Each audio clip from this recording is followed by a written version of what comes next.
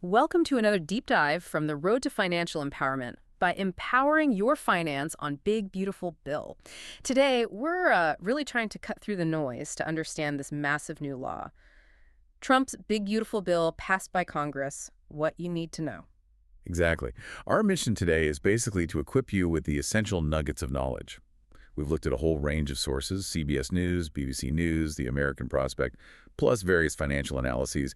We want to guide you through, the core parts, the debates, and what it actually means for your finances. Okay, let's unpack this. It's a really monumental piece of legislation. This Big Beautiful Bill, as President Trump calls it, became law on July 4th.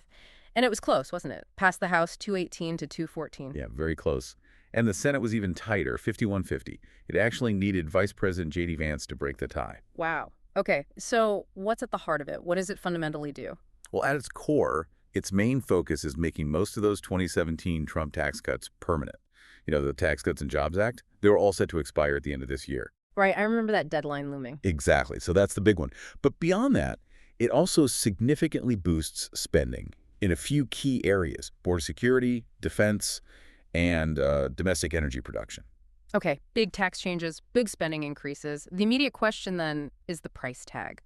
What does this mean for the nation's finances? For the deficit? Yeah, that's the multi-trillion-dollar question. Yeah. Quite literally.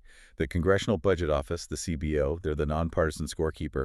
They estimate this bill will add somewhere between $3.3 and $3.4 trillion to the deficit over the next 10 years. 3.3 trillion, that's hard to even picture. It really is. And, some other analyses, when they factor in things like interest costs and maybe some provisions getting extended, they push that number even higher, Yeah. closer to maybe $5.3 trillion. 5.3, wow. Yeah.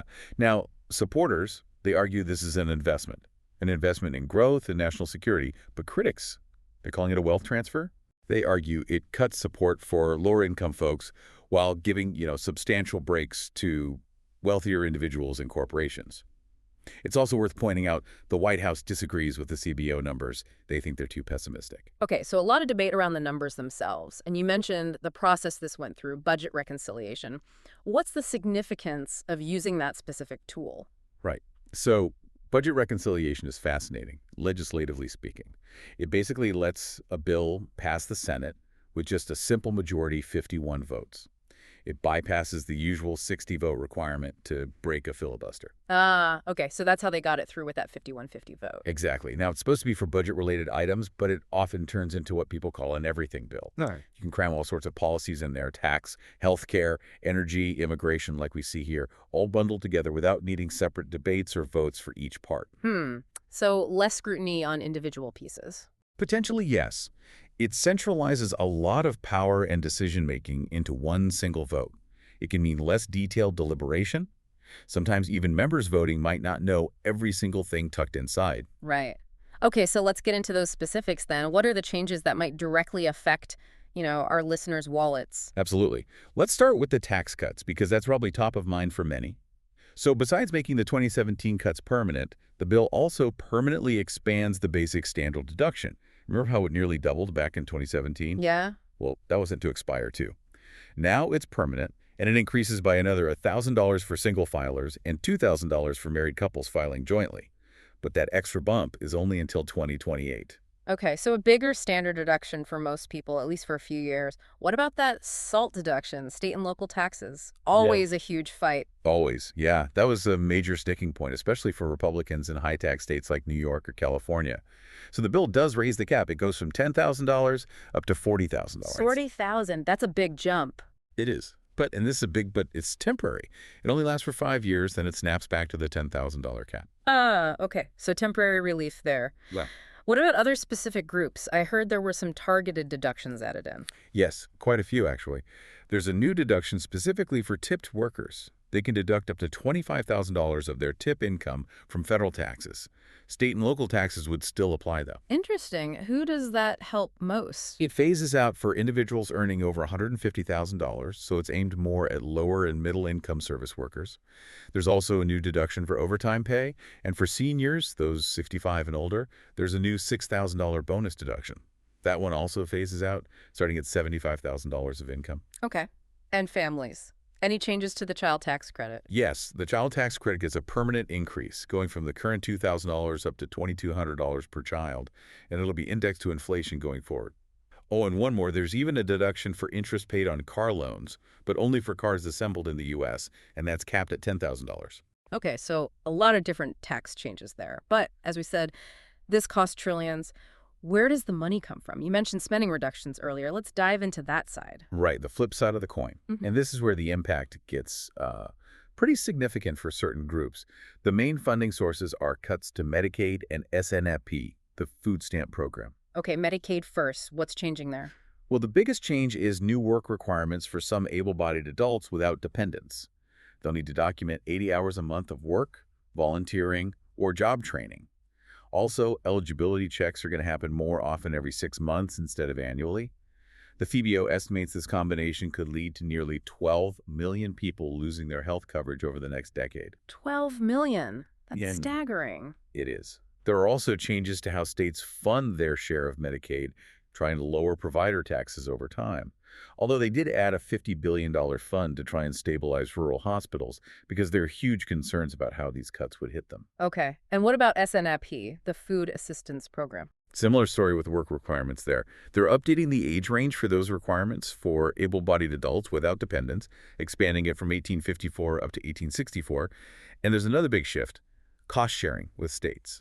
Starting in 2028, if a state has an error payment rate over 6%, the state itself becomes responsible for paying back 5% to 50% of those costs. So, penalizing states for errors? Essentially, yes. Yeah. The estimate is that this could affect around 600,000 low-income families, potentially reducing their monthly food aid by about $100. Okay, so significant changes to social safety nets. Let's pivot now to where spending is increasing. Defense and border security look like big winners. Definitely. The military gets a $150 billion boost. That includes monies for shipbuilding and also specifically for President Trump's Golden Dome missile defense idea. And for immigration enforcement, the numbers are really large. Yeah. Over $46.5 billion for more border wall construction, $45 billion to expand detention capacity, and $30 billion for hiring more ICE personnel. 30 billion just for hiring. Yeah, hiring and training. This boost actually makes ICE the largest federal law enforcement agency in terms of funding its budget, goes up to $100 billion through 2029. Oh, and there's a new $100 fee for anyone seeking asylum at the border. Okay. And the other area was energy. Sounds like a major policy shift there, too, away from clean energy. A very significant shift, yes. Yeah. The bill essentially terminates a lot of the tax incentives that were in the 2022 Inflation Reduction Act. So tax credits for buying new and used electric vehicles, mostly gone or phased out. Credits for installing home EV chargers or adding insulation, same story. The Greenhouse Gas Reduction Fund is also ended. So rolling back those green incentives, what's replacing them? Well, conversely, there are new tax breaks for fossil fuel production. For example, domestic oil and gas companies get an exemption from the corporate alternative minimum tax. There are also cuts to the royalty rates companies pay for mining coal on federal land. And interestingly, metallurgical coal, the kind used in steel making, is now eligible for critical mineral subsidies until 2030. Okay, so a clear pivot in energy policy. Now, you mentioned earlier that these everything bills can have some strange things tucked inside. What were some of the more, let's say, unexpected or even bizarre details you came across? Huh.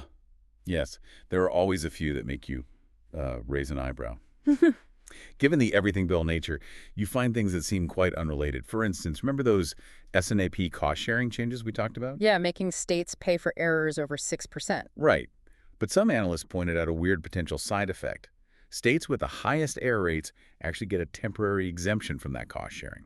So theoretically, it could, maybe unintentionally, incentivize some states to increase waste or fraud reports, at least temporarily, if their error rate is already really high and it saves them money. Huh.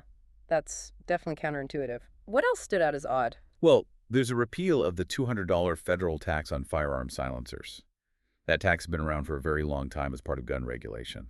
And then there's a provision allowing cities and counties to issue tax-exempt bonds specifically to build commercial spaceports. Apparently that was pushed by a group called Space Florida. Spaceports. Really? Is there more space stuff in this bill?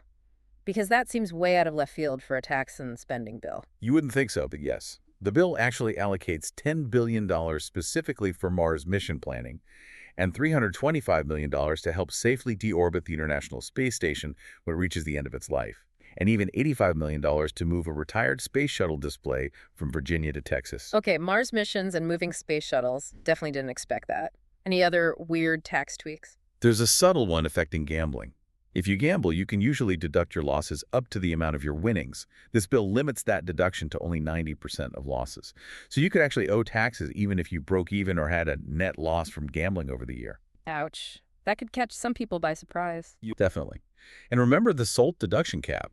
While they raised it temporarily, another related provision got dropped at the last minute. It would have closed a loophole that lets some high-income people with pass-through businesses like law partners or hedge fund managers potentially take unlimited SOLT deductions. Dropping that provision basically creates, or rather preserves, a significant tax avoidance strategy. So closing one door, leaving another open. Seems that way. Oh, and there are even tax breaks for Puerto Rican rum shipments renewed in the bill. That's kind of a classic example of long-standing specific lobbying finding its way into major legislation. Puerto Rican rum, okay. And maybe the most baffling one, given past statements, the Cheap PS Act. Ah, yes. That one is a real head-scratcher. President Trump had previously campaigned on eliminating the GPS Act entirely. That's the big bipartisan bill to boost domestic semiconductor manufacturing.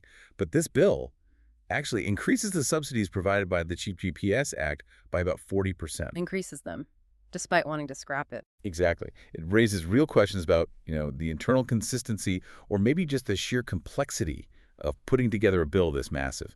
Things slip through or compromises are made that seem contradictory. Okay, so stepping back from all these sometimes strange details and looking at the whole picture, what does this mean for us, for the listeners, for the country? What are the big takeaways here? Well, I think one takeaway is about the process itself. Budget reconciliation allows for swift action by the majority, yes, but it centralizes power and can reduce detailed debate and deliberation. Like we said, even the lawmakers voting might not grasp every consequence. That can impact accountability. And economically, while proponents are banking on growth, many economists are genuinely concerned about adding trillions to the national debt. That could mean higher interest rates down the line, impacting borrowing costs for everyone. And it also sounds like the benefits and the burdens are distributed very unevenly. That's probably the clearest takeaway from the analysis. The data suggests households earning over, say, $217,000 a year will see the largest average tax cuts, maybe around $12,500 on average. Whereas households earning under $35,000, they might see an average cut of about $150. Huge difference. Massive difference. It points to what critics call a regressive structure. Bigger benefits percentage-wise for higher earners, while the cuts to social programs disproportionately hit those at the lower end of the income scale.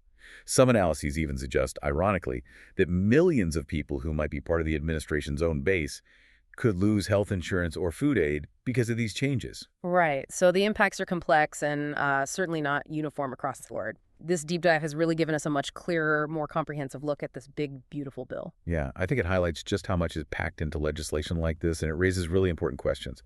Questions about how we make laws, the trade-offs we accept in fiscal policy, and who ultimately benefits or bears the cost. Understanding that complexity is crucial, I think, to being an informed citizen. Absolutely. This discussion definitely gives us a lot to think about, that balance between tax relief and social safety nets and just the sometimes weird details hidden in these massive bills. Indeed. And how all these different policies interact, their long-term effects on your own financial situation and on the wider economy, it's definitely something worth mulling over. It shows how policy choices really ripple outwards. Well said. And if you, our listeners, are looking for more resources to help you navigate your personal finances, especially with changes like these potentially on the horizon, we do encourage you to visit empoweringyourfinance.com. That's empoweringyourfinance.com. Thank you so much for joining us for another Dupe Dive. We really hope this has given you a clearer, more insightful picture of what's in this momentous bill and ultimately why it matters to you.